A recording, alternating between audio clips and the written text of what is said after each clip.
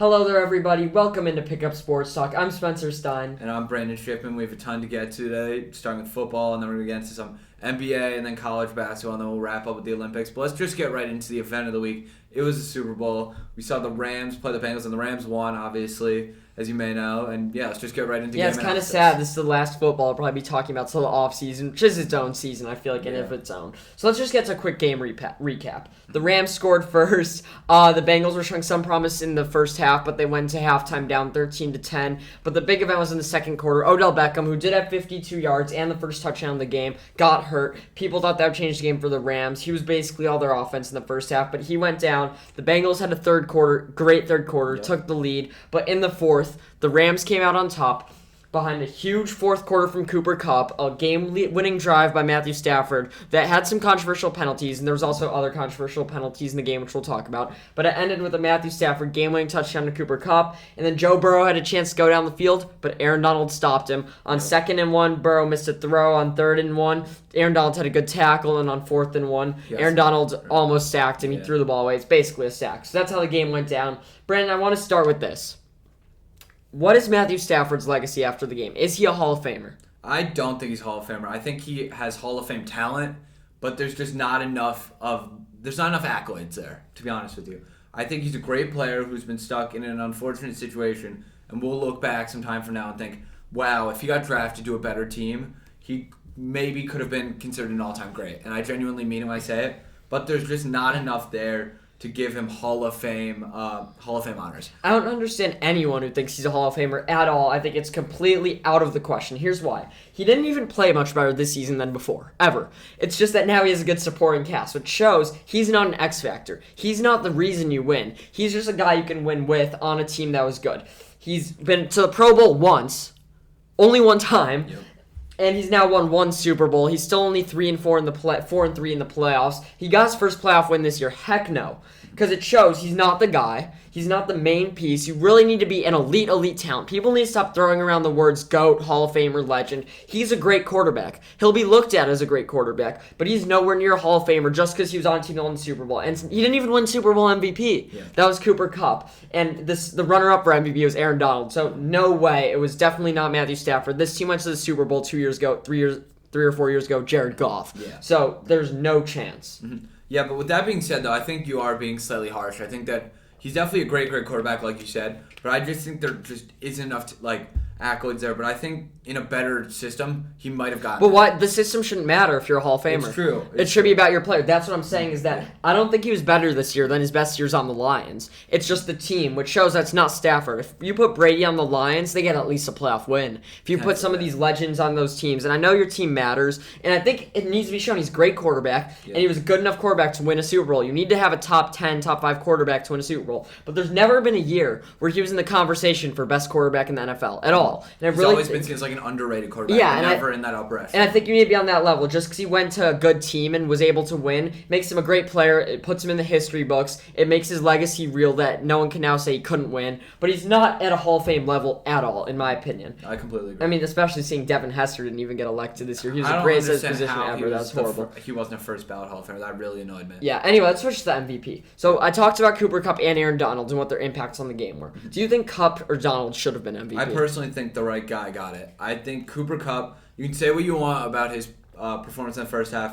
He didn't have much going. But when the game mattered most, Stafford knew who his guy was, and they fed Cooper Kupp. I think he had 4 or 5 receptions in the last 2 drives. The ball was always going to him at the end of that game, and I had no doubt in that last drive that the ball was going to wind up in Kupp's hand in the end zone. Yeah, by the way, I do want to say about Stafford, I know it sounded like I was hating on him, but that last drive was special. It was close. He didn't play insane in this game. Everyone's saying he played amazingly. He did have 2 interceptions. Yep. He didn't look incredible to me. I've seen a lot of better playoff performances, but in the fourth quarter, when it counted, Stafford did take them down the field. He did have that connection with Kupp, and Kupp's the one who showed up. I would have slightly given it to Kupp. I think it was so close, though. It really was. I want to talk about a play for a quick second. They always show on the Bengals' last drive the 3rd and 1 tackle by Aaron Donald, then the 4th and 1 where he got to Burrow. And people talk a lot more about the 4th and 1 where he got to Burrow before Burrow could throw the ball. And Jamar Chase was wide open downfield, so that might have saved the game. If he had a half second more, Bengals would have won. But I want to say on 3rd and 1, this is one of the greatest, most clutchest tackles I've seen. Probably the most clutch tackle I've seen since that Rams miracle on turf stopped the Titans from winning the Super Bowl. Kevin Dyson got stopped. It's because Samaje Perine was literally this close so first. He just needed to reach the ball over. And Aaron Donald from behind him grabs him by the waist from the ground and pulls him back. Sat him down. Without that tackle, who knows who wins that game. And just because Kupp's a receiver and offensive plays are kind of regarded higher, doesn't mean his play was any more important. Aaron Donald stopped there. Obviously, we don't know. Maybe if he got the first, they still would have lost that game. Yeah. But that play by Aaron Donald was insane. And then on the next play, got to Burrow. Everyone knew it would be Donald. They were covering him tightly, and he still got the plays done. So I do think it was really close, though. Yeah, on the Bengals end about that play, I don't understand why they took out Mixon, who was cooking all game, at the end of the game. Perine's been their third down back. It's true, but I just, especially in a stage like this, I don't think it's time to make experiments. I think the guy who's been cooking all game, he was averaging 5 yards per carry. Keep him in. He was the guy in that situation. Yeah, and by the way, they had done second and one, too. Yeah. So let's talk a little about the Bengals. First, what was your take on their performance? I know we haven't talked about the game much, but what was your take on the Bengals' performance? Overall, I didn't see anything bad from the Bengals. Joe Burrow didn't even throw an interception. I thought that their offense looked prepared and ready to go. I just think their biggest issue again was their O-line. Burrow got sacked 7 times, and this Rams team is better than the Titans team. They weren't going to win if Burrow got sacked that many times. Yeah, I think they played their game. I thought they would win all the way up until the end. And it's because I said before the game, the O-line wasn't going to be the X factor. We knew that was going to happen, win or lose. Mm-hmm. And although we knew they weren't stopping Aaron Donald, the question was, can they overcome that? And for a period of time, it looked like they would. Their defense was strong. Yeah. Their defense showed a lot to me. Obviously, other than one specific guy. You want to say it or you want Eli to say Apple? Eli Apple had talked so much going to the Super Bowl. Completely choked when the time. And by the way, if Odell doesn't get hurt in the second quarter, they win this game and it's not close. Odell was putting up one of the better Super Bowl performances by receivers so early on. Everything was going to him. They had no stop. I said before the Super Bowl it would be Odell's game, not Kupp, and I stand by that. It would have been that had he not got hurt. I don't think it's this close if he didn't get hurt. You really don't know. He only had 2 receptions and they both happened to be big plays. But that wasn't even his main use on the offense. I agree he would have had a great game and he was on pace to have a historic performance. But you really can't necessarily assume that when he was playing and doing things that he doesn't normally do. You know what I mean? But anyway, back to the Bengals. Yeah. T. Higgins, 2 receiving touchdowns. They're only 2 touchdowns. Joe Mixon threw one of them. Good game. So Burrow could have showed up more, but I think he did all he could. And the O-line I didn't think would be the X factor, and it wasn't, I think. I think the Bengals were going to get sacked 6 or 7 times. Obviously, if he got sacked a few less times, they probably would have won. But I think we all knew that was happening. The question was, could they rise above? And their defense really did, except for Eli Apple, as you said. On the Rams side, Jalen Ramsey, he didn't look good. It wasn't that he didn't look good. He gave us some big plays, but that one touchdown to T. Higgins was a clear face mask. So I want to talk about the penalty, the officiating for a second. Yeah. So first there's that penalty. T. Higgins, 75-yard touchdown. It looked like he grabbed Jalen Ramsey's face mask to get open. He took his head off. But on the other hand, last drive of the game, or before the second last drive in the game, the Rams, when they were in the red zone, there were 2 big penalties. One, I think, was on a 3rd down. There was also an offsetting call. Yeah. There was a questionable holding call on Cooper Kupp that set up that touchdown. Without those penalties, if those become no calls, the Rams don't score there. Mm-hmm. So do you think the game would have turned out different had it not been for the officiating? You could say overall, yes, because the T. Higgins touchdown might have gone. That Cooper Kupp at the touchdown at the end of the game would have gone. But I really don't like to look at that just because that's basically saying that the officials threw away the game and gave the game to the Rams, which I completely disagree with. I think both teams played great games, and the better team in that day wound up winning. What I do have to say, though, is it'd be interesting because I was thinking the entire game while the Bengals were up, I think this Rams team would win 6 or 7 times out of 10. And now that, Sunday proved that to me. Yeah, I agree with you about the officiating. I think everyone kind of thinks it evened out, and I think that's fair enough to say. The holding call also at the end, I think, was somewhat good. It wasn't... I think if that didn't call that, they would have said it was a missed call, so that could have gone either way. It was a good game. It wasn't the best game I've seen, but I like that it was close. I think the end was really exciting. And I think it was a good game overall. Here's what I want to ask you going forward. What is the Bengals' outlook going forward? Are they the team to beat in the AFC? I think due to the fact that they won the AFC this year, yes. But do I think they're going to be the best team in the AFC next year? No. I don't know yet whether it's going to be the Chiefs or the Bills. It's going to be one of those 2 teams, and they're taking it to the Super Bowl. I can guarantee you that right now. I have all the confidence in the world in that statement. Yeah, you'll get clipped. Okay, I agree with you, though. I'm going to reiterate what I said 2 weeks ago. Joe Burrow's the quarterback to beat. He's the top of the quarterback hierarchy because I don't think you could say Mahomes and Josh Allen are that much better than him. Mm-hmm. I think you could say they're all in the elite tier along with Aaron Rodgers, and right now, since Joe Burrow got to the Super Bowl, he's the guy to beat. I don't hold the Bengals in that same regard. The other thing I said was that the Bengals, Chiefs, and Bills are going to be running the AFC for years to come. Teams like the Chargers look like they could do stuff. If a team gets Aaron Rodgers, they could do things. There's a lot of great young teams in the AFC. I'm not including the Patriots in that, by the way. I don't love where the Patriots are going. I don't love Mac Jones. But I think those three teams, right now, Bengals, Chiefs, and Bills, are at the top of the AFC. And as you said, because they made it to the Super Bowl, you could say they're the team to beat, but we all know it's the Kansas City Chiefs. We all know that's their conference. They've been running it. The Bills are definitely not the team to beat. The Bills are the main challenger. The Bills are the team that everyone loves. They have not made it there yet, though. They are the up-and-coming challenger to the king, and the king is still the Chiefs. You could say the Chiefs have a chip on their shoulder. The Bengals are above them because they beat them in the playoffs, and you could say that. But the favorites right now for the next year's Super Bowl in Vegas are the Chiefs. Next year going into there, it's going to be the Chiefs. And you could say the Bengals have the target on your back, but the king in the AFC right now is the Chiefs. The Bills are the challenger to them, and the Bengals are kind of just the third team, and no one knows what they could do. I will say no one's going to bet against Joe Burrow from here on out, and they are legitimately in that elite tier in the AFC. Absolutely. They're definitely going to be a fun team to watch next year. Definitely. I don't know if they can replicate it. Do you think they'll get back to Super Bowl? Do you think Joe Burrow will be back? I think at some point in his career he will be, but I don't think that they're going to match this level of magic that was like the Cinderella story of the Cincinnati Bengals this year in the playoffs. People doubted them in the first round, the second round, the third round, all the way up until Super Bowl. I just don't see it happening again. And I don't think anyone could say they're a Cinderella after this. After this, they're going to be a dangerous team in the playoffs, even if they don't perform in the regular season. I think that it's crazy. People are saying Joe Burrow won't be back. He'll be a Dan Marino. He's 25? Like, he's got 10, 15 years left in him. Absolutely. Who knows? I think it's crazy to say there's only a 30% chance he gets back. I think it's well into the 80s. I think in the next 10 years, there will be a time they get back. And although I think the Chiefs are the team ruling that conference, the Bills are right there. And I think the Chargers at some point will come up. Maybe the Ravens, maybe even the Steelers if they get their quarterback situation figured out. The argument I want to have is like the Justin Herbert Burrow potential debate. I'm waiting for a day when we have less to talk about where we can genuinely talk about that. Yeah, I mean, my take on that is just that I think Herbert might have a higher chance to be an MVP one day. Yeah. It's just that Joe Burrow might be the clutchest MVP in the NFL, and he's so young. I said the Bengals aren't the team to beat, but I said Joe Burrow's top of the quarterback hierarchy, and that's because he's dangerous in the playoffs. One last thing before we move on from the Super Bowl altogether. Super Bowl is a lot more than the game. What do you think of the halftime show? People are saying it's the greatest ever. I really enjoyed it. I thought that all the artists performed super well. And I thought it was a lot better than I expected it to be. I thought everyone enjoyed it. Here's what I'm going to say. I think it was a great choice. It was very LA, and I think it's good. It fits the theme of the city. But I didn't necessarily love it. I think it was really, really good. I think it was up there. I obviously haven't seen that many, but I don't think it was the greatest ever. It's definitely up there, though, and it fit the theme of the city really well. Absolutely. So that's it for this year's football season. Do you have any final thoughts on the season? I'm just sad. It went this was a huge season for pickup sports. I think that was the greatest playoffs ever. Yeah. The first round wasn't great, but first round was pretty good. It was pretty good. I didn't love it. I didn't think the first round was good at all. But we've seen, I think, the last 6 games decide by field goal. Both championship games, the Super Bowl, and the round before. I think 3 of the games were decided by field goal, and one of them was a last-minute touchdown in the Kansas City Buffalo game. Greatest playoffs ever. I can definitely say that. It was a good season all around. I think the Chargers-Raiders games is going to stick in my head for a while for the last week of the season. So I think it was a great season. Yeah, absolutely.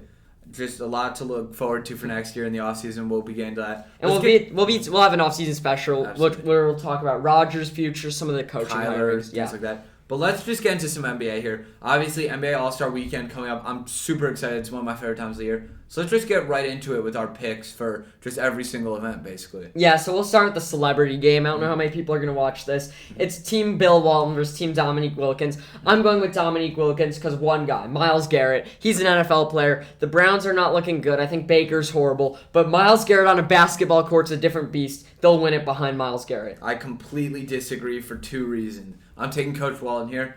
Behind Quavo, you know Quavo's a hooper. And Anderson Varejao. I never thought I'd say it, but Anderson Varejao will be the best player X-factor of this game. God. And he will be carrying that. Never happened in his career. I'll always remember him as the guy on Cleveland when Cleveland sucked. And when D-Wade dunked on him. Yeah, exactly. Let's get to the real games. The Rising Stars Challenge I normally don't care about. And by the way, I don't like a lot of the changes to the All-Star game this year. Yeah. I do like this. 4 teams, 4 historic coaches. They get to draft their teams.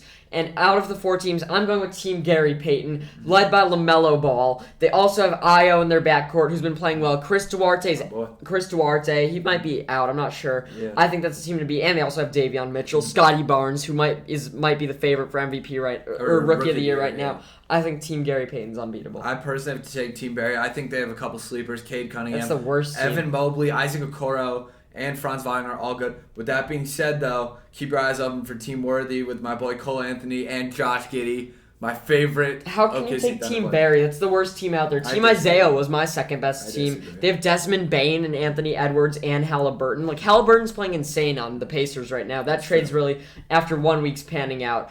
Let's get to some of the real events. How about the skills challenge? I don't like the format of this, by the way. That's stupid. I'm taking the Antetokounmpos or the Giannis's, depending on what you want to call them. I think that they're going to take this one just because the fact that they have a literal demigod on their team. The Giannis's suck because they have two nobodies. I mean, let's be real. And a demigod. Let's be real. I don't want to hate on the Kumpo family, and I know one of them won a title with the Lakers, but the Nassus and who's the other one? Kostas, they shouldn't be in the NBA, period. They shouldn't. They're not all that. They're in the NBA because they're brother, and yeah, Kostas, whatever, you want to title with the Lakers, they are not all that. Don't want to get beef with the Giannis's, though. I'm taking the rookies. Here's why. Team Cavaliers, they have two big guys, Jared Allen and Evan Mobley. Both are very talented. I've talked about how much I love them, but I think the skills challenge, you're better benefited by young guys, speedy guys, guards, basically. So I'm going with the rookies. Let's get to the real stuff. The best part, I think, is Saturday night, the three-point contest, the dunk contest. Start the three-point. Who you got? Give me Zach LaVine. He's a bull, and he is honestly, I mean it, one of the best shooters I've ever seen in my life. I swear when he gets the ball in his hand, I know it's going in every time he gets it. I hate agreeing with you. I gotta go Zach. I mean, I was genuinely thinking this. He's been in it the last 2 years. His third year, I think. Third time's the charm. He's the most experienced guy, and he's a good shooter. I also don't love the fields. Patty Mills, I don't know how much I trust. Cat's a big guy. Van Vliet has a good shot.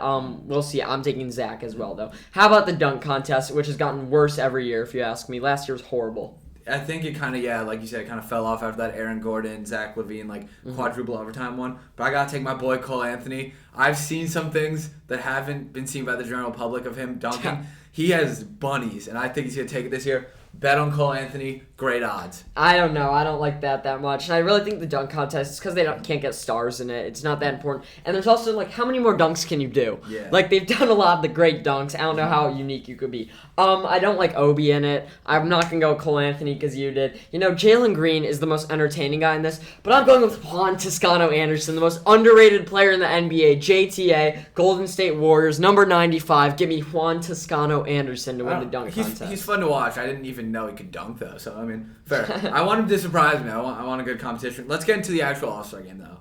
I think we can both agree, as weird as this is, that we're both taking Team LeBron. Katie's stupid. Dude can't draft. No wonder he's not GM. He's no GM. This is why, everyone's always hating on LeBron being the GM of the Lakers. I don't know why.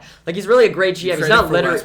I mean, that was Pelinka. That was all Pelinka. The real thing to debate is who's going to be All-Star Game MVP, and do you think it'll be as entertaining as it's been? I think this year it's going to be a pretty one-sided game, to be honest with you. As much as I wanted to take KD just because he's probably going to put 55 on that sorry KD team, I think Giannis is going to take All-Star MVP on Team And KD's out. Yeah, I know. I'm saying I think because it's just Joel, I think Joel could put up 50 because no one was playing. Yeah. But for my MVP, I'm taking Giannis. Yeah, for me, the All-Star Game's never going to live up to what it was 2 years ago. That's something we've never seen before. That was such a great game.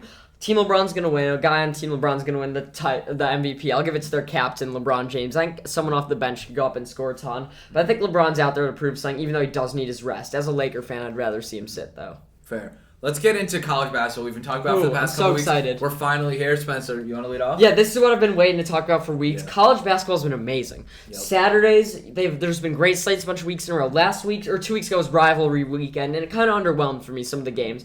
But I want to really get into this. Brandon, I want to start with who is your title favorite? Who's right now your pick? Because I know March is coming soon. I can't wait for the conference tournament. Right now, I think I got to go with Gonzaga. I think that despite the fact that they're the end season, the end of their season is gonna be great. I think Drew Timmy's a March guy, and I think that they've always performed well in March.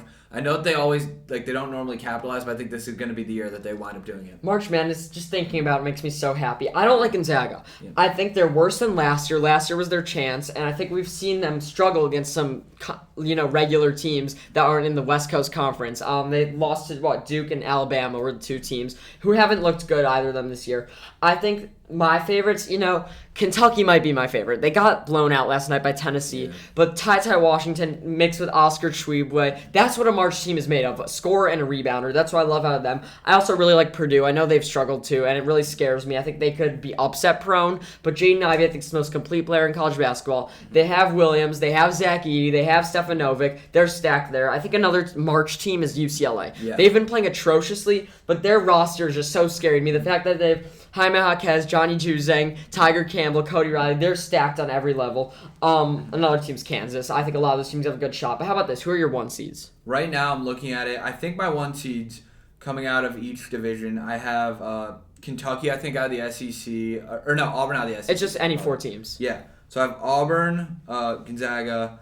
I don't want to say Arizona. I think they're going to choke towards the end of the year. I think Purdue, and I'm not as high on Kentucky as you, so maybe Kansas. Yeah, so I don't think there's going to be a conference that sends 2 in, but I think the Big 12 and Big 10 are both so competitive that who knows what could happen there. Gonzaga's going to be one because they're not going to lose another game this year. It's so stupid. They're going to be a 1 seed. They're not going to make it to the Final Four. That's my hot take right now. Ooh, I don't know. I think out of the SEC that Auburn is going to triumph above Kentucky. And Auburn, people have been saying they're fake. They have a real shot. They have some studs. Walker Kessler is utterly insane. He's put up 10 blocks last weekend. He's fun to watch, and Jabari Smith's their main scorer. They also they're actually pretty deep. So I think they will make it out of the SEC, even though Kentucky's a better team than them, along with Gonzaga. I think Arizona out of the Pac-12. They've been playing well. Benedict Matherin's great. UCLA's not competing with them anymore. My 4th's going to be Purdue out of the Big Ten. I think they need to go win the Big Ten tournament to get it, though. Let's talk about the Big Ten. Yep. There are a lot of teams in the Big Ten on the bubble. Specifically, my Hoosiers, you're wearing a Michigan jacket right now, and Rutgers. So I want to jump into these teams real quick right now. Indiana's on a 4-game slide. They're looking horrible. They lost to Northwestern here last week because they had 4 guys suspended, so I don't think that counts. They choked against Wisconsin last night, and people have been saying they're going to make the tournament definitely, but I really think that of their next 5 games, one's at Ohio State, one's at Purdue, and the other 3 are against Maryland, Minnesota, and I'm forgetting the 5th. I think it's Rutgers. Yeah. I think they need to win 3 of those 5 games to make the tournament, and they need to win a game in the Big Ten tournament. So I think Indiana's not a lock anymore. Michigan on the other side of it, who was not considered to even be on the bubble, now is making a run. I think they can make the tournament if they keep up their strong play. And Rutgers, who is completely out of it, has now won 4 in a row against 4 ranked teams. They're playing Illinois tonight at home. This is the game that decides if they make it. Yeah, this is a huge game that will have huge implications to them. I personally am going to give my prediction real quick. I think I have Illinois winning this one. Yeah, I mean, me too. But I think if I have Illinois, but I think tonight's the game. If Rutgers wins, they'll make the tournament. If not, they won't. Yeah, but I got them losing. I hope they don't. There's a lot of conferences that are struggling right now. We talked about the SEC. My favorite's Auburn to win it, but Kentucky's going to go farther. I just talked about the Big Ten. The ACC is something that we haven't brought up. Here's why. They're off. They're weak. Yeah. Duke has looked not great. They almost lost to Wake Forest last night. I don't think they're a tournament team. I'd love to see them compete in Coach K's last year. I think they can do some stuff, but I don't think they're a tournament team. I don't think they compete with those teams at the time. By the way, I love that the field's wide open. I don't think the Big East can do much either, but the ACC...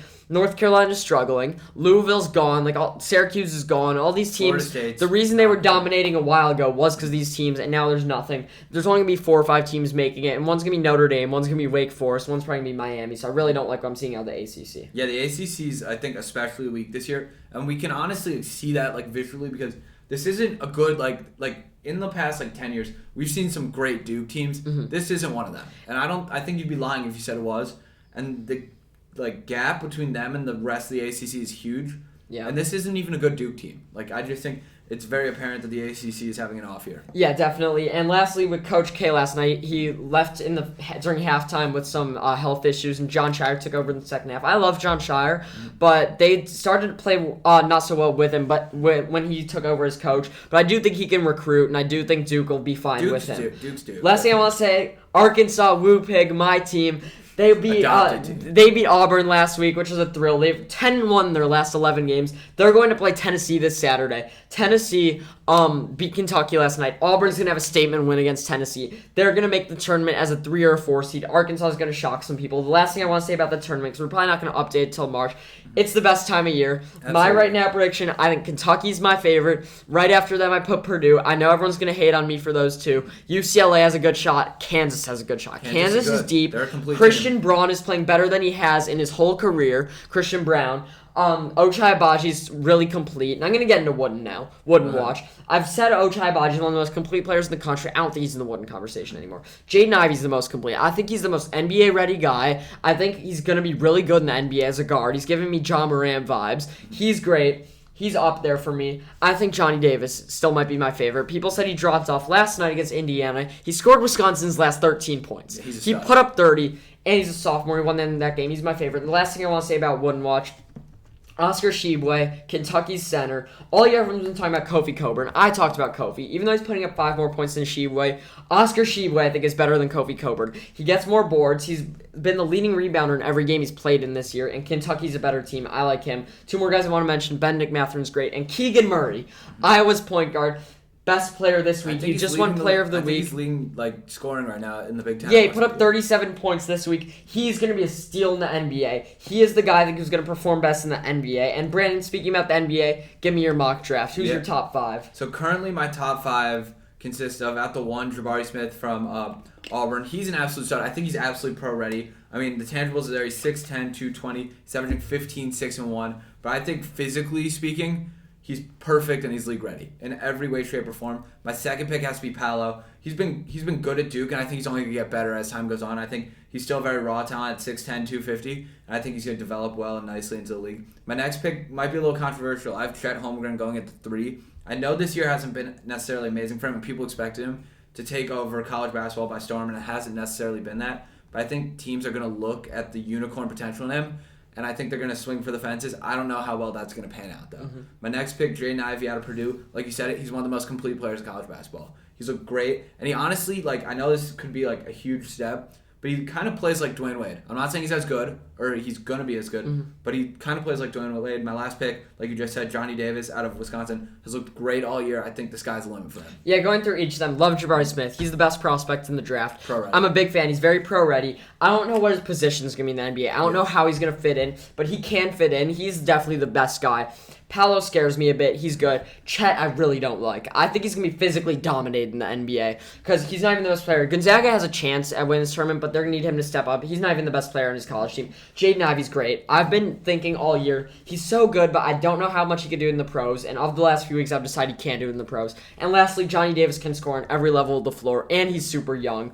I think he's really pro-ready, but I'm telling you, looking back on this draft in a few years, Jaden Ivey and Keegan Murray are going to be the 2 names that stand out, and then Jabari Smith. Mm-hmm. My biggest fear with Chet, I just want to go back to him, is that he plays like a 7-foot small forward, and the only other real 7-foot small forward we've seen, maybe 2, are Jason Tatum and Kevin Durant.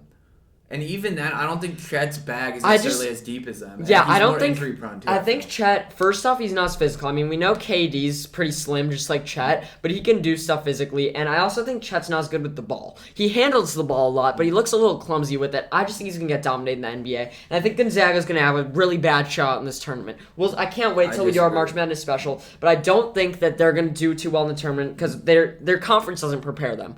And we've seen that in the past. We've usually seen that they have so many good players to take over. Timmy's really their only player who has experience in March Madness. I think Timmy's a March guy. I really do. I think. Is he though? I mean, he kind of choked last year in the championship. I think this year he's gonna be. I really don't. What I'm gonna say is that going into the tournament, Arizona and Gonzaga and Auburn are the 3 definite 1 seeds for me. But I think with the teams, I love it. I'm gonna say it one more time: UCLA, Purdue, Kentucky. Yep. We'll see what happens. Can't wait till March comes. Next week, we'll talk a lot more about the NBA. Last thing I want to discuss before we go to the Olympics. We haven't talked about them yet. They have been happening for 2 weeks. We just haven't talked about them much. And here's my thing with the Olympics. As an American sports fan, a lot of people are going to say I'm uncultured for this, but it kind of bothers me that we don't have an overall winner. It's hard to keep track of. It's like each event. I like watching a lot of the events. I like watching the talent. These players, or these Olympians, train for years to do all this stuff, and some of it's rare, like curling, bobsledding, people don't necessarily like. There's also normal sports, but I can't get behind it because a lot of the events have a clear-cut winner, especially the ski events where they judge it. I don't love, and I don't love that there's not a huge team. Skating too. Skating too, and I don't love that there's a team, you're playing for Team USA. Obviously you are, but what matters more, the most gold medals or the most total medals? And also in the hockey's usually my favorite event to watch. There's no NHL players in the Olympics. That bothers me a lot. I have no desire to watch Olympic hockey whatsoever with no NHL players. I'd rather flip on an NHL game. So the Olympics are really are really underwhelming for me. I don't think either of us care that much about watching them. I do like the ski racing. I find that interesting. Yep. All of it's interesting to watch and fun to watch. And I think if you like watching the elegance of the athletes who are the top of the top, it's great.